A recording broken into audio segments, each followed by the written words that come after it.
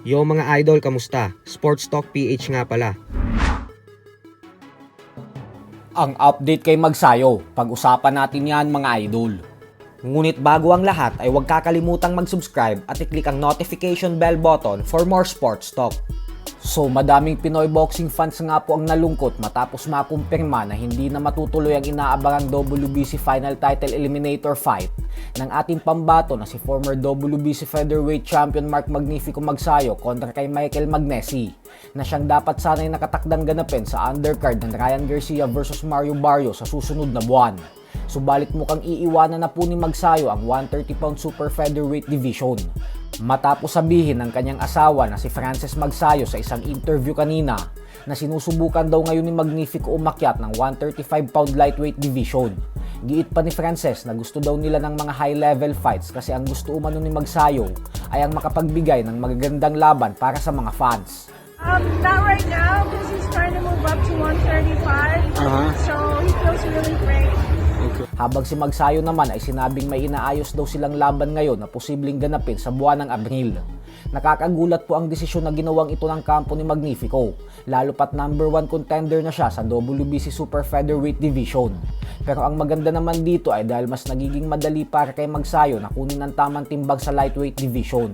Lalo pat ang walk-around weight pala ni Magsayo kapag wala siyang laban ay 145 to 146 pounds. Kaya naman mag-antay na lang po tayo ng mga updates na ilalabas ng kampo niya para sa susunod niyang laban.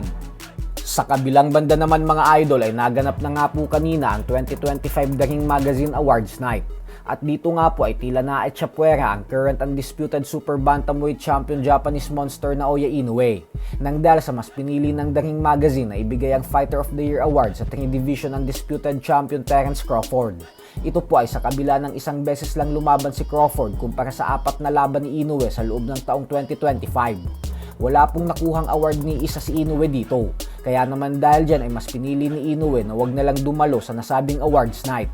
Habang si Crawford naman ay lubos ang pasasalamat sa buong Daring Magazine nang dahil sa ibinigay sa kanya ang Fighter of the Year Award. Bukod dyan ay nagpapasalamat din siya sa Mexican superstar Canelo Alvarez. Gawa ng binigyan umano siya nito ng pagkakataon na gawin ang kanilang bakbakan. Kung hindi daw kasi pumayag si Canelo ay hindi daw niya matitikman ang tagumpay na tinatamasa niya ngayon. Nakuha naman ni Brian Norman Jr. ang Knockout of the Year Award sa naging laban niya kontra kay Jin Sasaki. Fight of the Year naman ang Conor Benn versus Chris Eubank Kwan.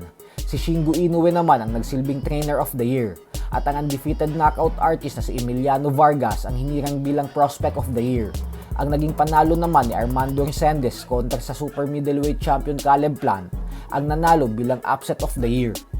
Samantala, gigil na po si Bruce Carrington sa kalaban niyang si Carlos Castro bukas sa undercard ng Teofimo Lopez versus Shakur Stevenson, kung saan hindi na ito makapag-antay pa dahil sabik na daw siyang maging isang ganap na world champion. Ito na daw kasi ang umpisa ng pagsakop niya sa buong featherweight division hanggang sa tuluyan umano siyang maging isang undisputed champion.